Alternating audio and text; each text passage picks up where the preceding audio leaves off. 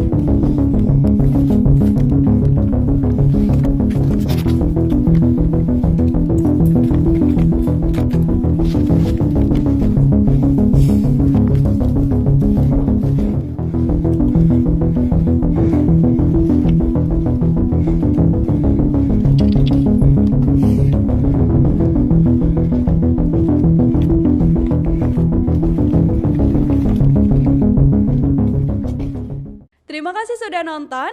Jangan lupa like, subscribe, dan share ya.